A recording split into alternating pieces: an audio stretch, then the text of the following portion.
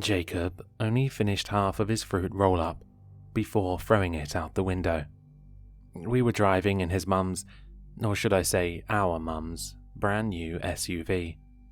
As he rolled the window down, she turned around and looked at him. Somehow the car still drove itself, even as she turned away from the road. "Close that window, Jacob," she said. "This new flavor sucks," he said. "You shouldn't waste food," she said. She turned back and raised his window from the driver's seat controls. Jacob rolled his eyes, then sorted through the bag of snacks between us. He pulled out a new fruit roll-up. It was the same flavor as before, but I didn't say anything. In the days leading up to my move, old Mum told me it was best to be quiet when hanging out with people like the Griswolds. To celebrate our first week as a family, new Mum was taking me and Jacob to the Funplex to try out their new go-karts and get in some bonding time. Old Mum never took me to places like Funplex. She normally went to work when I was done with school. Our bonding time was usually splitting a Pop-Tart in the kitchen. "Oh, by the way," new Mum said, "we need to stop home real quick." "Why?" Jacob said. "Mr. Kittles," she said. New Mum tilted the mirror so I could see her face. She frowned. Her eyes locked on me. "We got Mr. Kittles a few weeks before getting you," she said. "You've met him, right?" I pictured the cat that crossed my path a few times. I tried to pet him once, but he scurried away. Yeah, I said. "He's cute." "You've never seen a cuter cat," new Mum said. Then she paused, twirling the diamond bracelet around her wrist. The car still drove itself, even though her hands were off the wheel. "There are certain issues." Issues? I asked. "No, it comes with the territory," she said. "When you rescue an animal, you're rolling the dice on a plethora of problems." "I'm sorry?" I said. "Is Mr. Kittles sick?" New Mum ignored my question. "We'll try again," she said. "That's what the Griswold family does. If we've anything, it's persistence." I looked over at Jacob. He was playing his Switch. It was the new Mario game. "I'm sorry about your cat," I said. "One of our dogs had cancer last year, and we had to put her down. It was really sad." "Yeah, that sucks," Jacob said, still staring at his game. After climbing up the winding road of their neighborhood, we pulled into the driveway of our house. I still wasn't used to it. It looked like the kind of house in the thriller movies old Mum liked. One story, floor-to-ceiling windows, everything made out of steel or wood. It was on the top of our town's tallest hill, looking down on the rest of the neighborhood. New Dad ran out with the cat in the carrier. He was holding it far away from him, as if its issues could transfer to him. When he got to the car, he motioned for new Mum to open the trunk. As it popped open, I heard him toss the container behind us, the cat hissing as it tumbled on its side. "Thanks, honey," he said. "I'll have a glass of Savion ready for you when you come back." "You better," she said. She rolled down her window and stuck her face out for a kiss. He came over and planted a long, slow one on her lips. They made an audible moi sound when they separated. "Gross," Jacob said. His parents both laughed. "You'll be next after Mr. Kittles if you keep up that attitude," Jacob's dad said, smiling as he waved his finger at him. Again, Jacob rolled his eyes. As new Dad walked back to the house, we were on our way. On the drive over, I turned around and looked at Mr. Kittles. He had his face pressed against the metal grate of the carrier, his big eyes staring up at me. He reminded me of my neighbor's old cat, a tabby with streaks of grey fur, her coat soft and puffy. She would come over to our apartment and lick our front door. If we were splitting a Pop-Tart, Mum would sometimes give her half. I liked Mr. Kittles the same way I liked that cat. Plus, when I waved at him, he meowed back. It was like he understood me. "I'm sorry," new Mum said. I turned around. "Oh, sorry," I said. "Shall I not wave to him?" No, she said. "I'm sorry. You have to put up with this." "No, it's fine, really," I said. "I'm just so grateful. I love your family, and also Funplex, even though I've never been there." His mum smiled. It looked like it caused her pain. "Oh, honey, not that," she said. "I'm sorry you have to put up with all that meowing." I looked back. The cat meowed again. His eyes locked on mine. I could almost make out words from the cat's tone. I felt a rush of sadness. New Mum groaned. "All day, all night, meow, meow, meow. I talked to my brother, or I guess your uncle. He's a vet. When they're strays like this, they sometimes develop communication issues. It's such a shame." "Oh, no, it's fine," I said. "I don't mind." "You say that now," she said. "But wait, it gets worse." I didn't turn back again. I heard another meow. This one felt strained, like Mr. Kittles was trying to explain himself. Back at my old apartment, we had a lot of animals. Dogs, cats, fish, hamsters. They would meow and bark all through the night. It was a bit of a barn. I had no idea noise meant problems.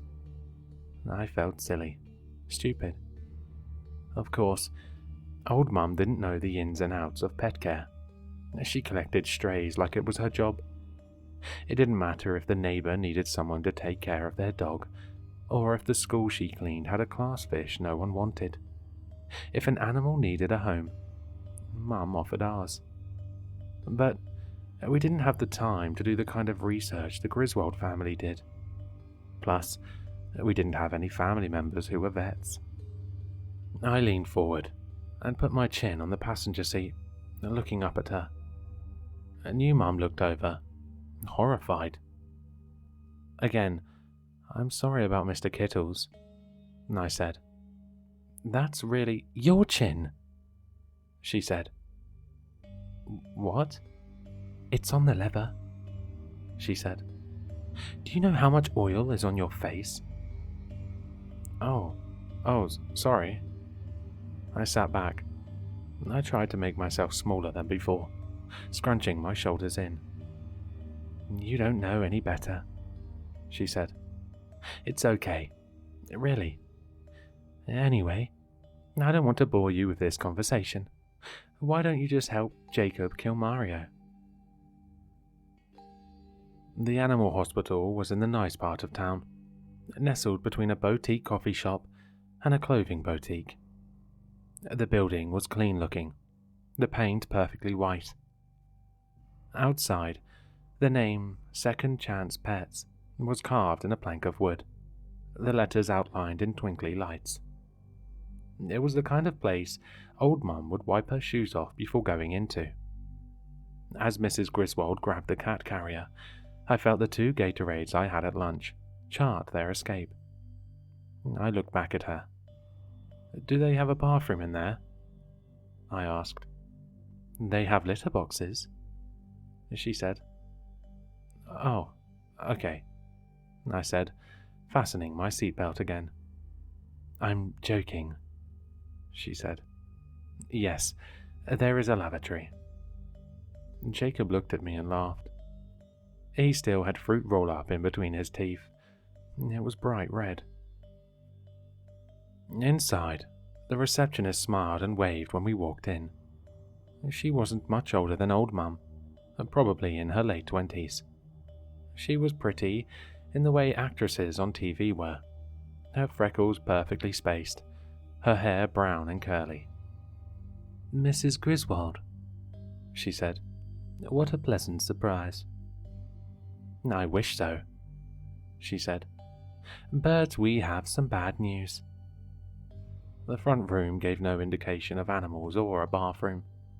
There was a coffee table with a book on it, titled Cats, Earth's Angels. There was also a chair and a couch, both sleek and fancy looking. Aside from that, the room was practically empty. "Oh no, another issue?" the receptionist asked. "Yes, I'm afraid so. There are communication problems with Mr. Kittles. My brother told me it can build into a plethora of serious afflictions." "Of course," the receptionist said. "We can take care of that for you. Would you like to give a new little angel a home?" Jacob's mum smiled. She clasped her hands together. "That would be wonderful, truly," she said. "Could we make that happen?" "Of course," the receptionist said. There was a door behind the pretty woman. It was closed, a "Do Not Enter" sign hanging on it. I felt the Gatorade swish around my stomach. "Do you have a bathroom?" I asked. The receptionist looked down at me. Her smile dropped a little. "Of course," she said. "Through this door, a second door on the left once you make the turn down the first hallway." "Okay, thank you," I said. As new Mum and the woman exchanged the cat, I rushed down the hall toward the bathroom. Behind the door, the walls were a little less white. There were huge slabs of paint missing off them. Fluorescent lights hung from the ceiling, held by swinging chains. As I walked, I heard what sounded like someone crying. I took smaller steps. "Hello?" I said. There was a distant shriek, but it grew as I walked toward the bathroom. Second left, first hallway. No. Left hallway, then it's on the right? No.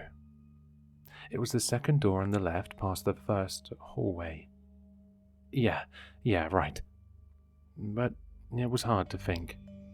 The screaming was bouncing off the walls now, a ping-ponging echo of pain. I finally got to the bathroom door and turned the doorknob.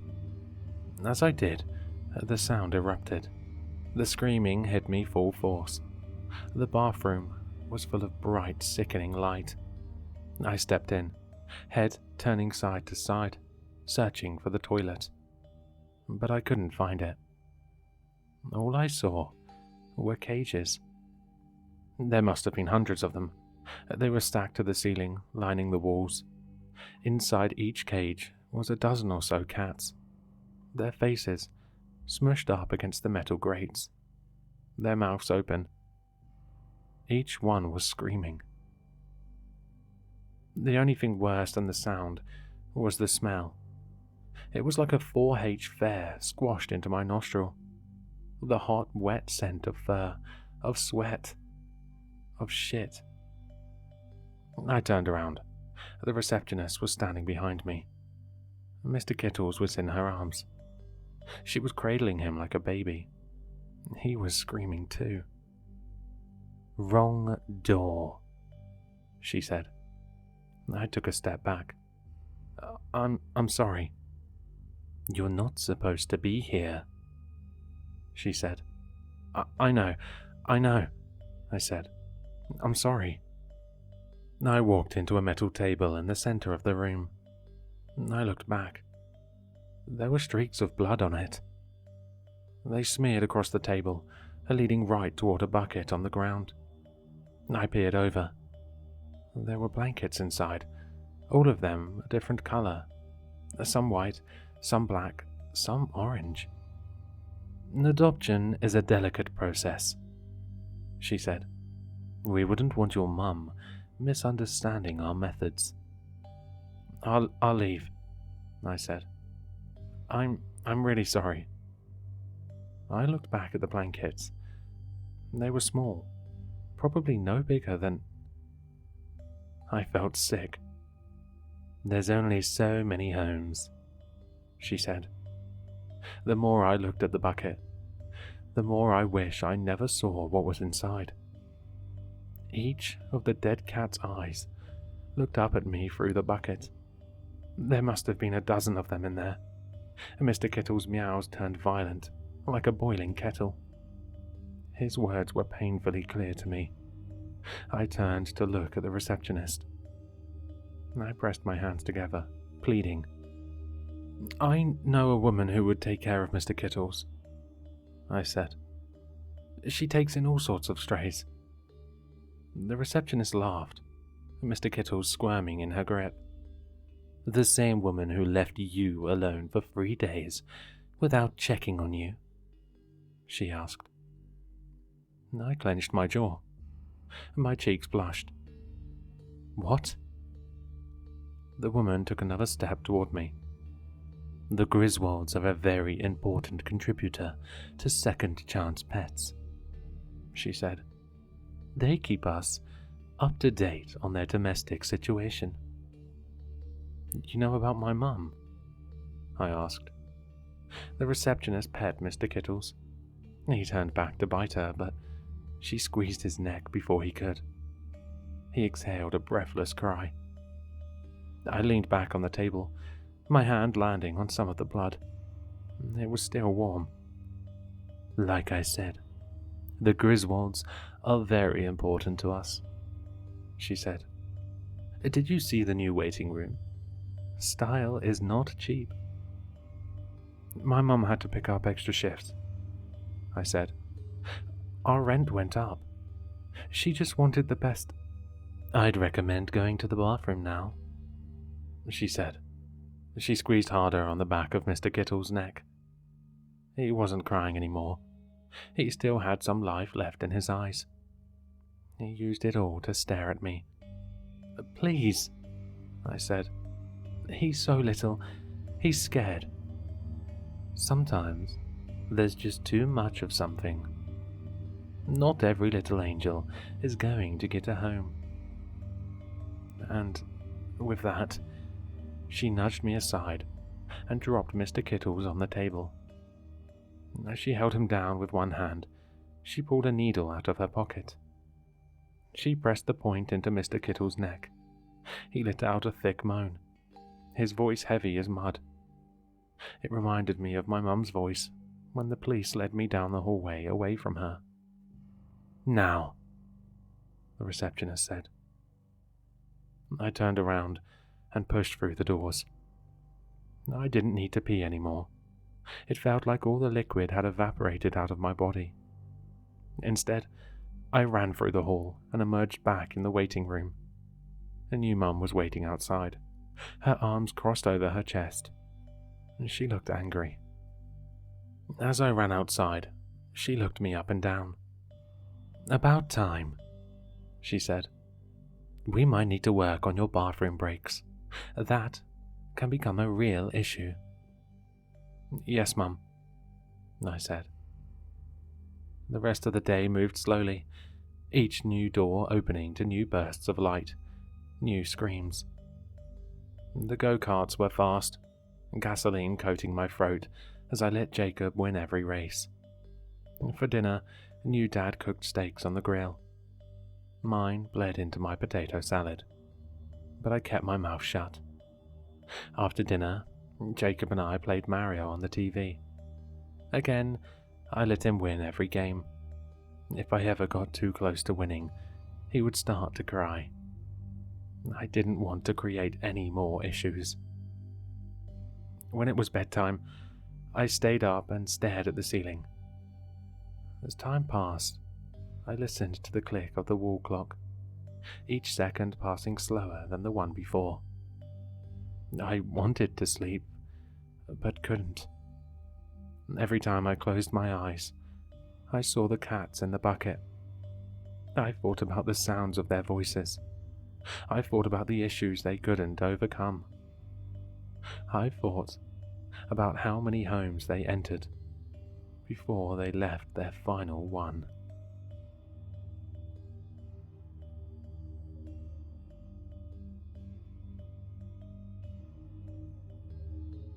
Hello, sinister listeners. If you've enjoyed this story, then you'll find all the author's information in the description below.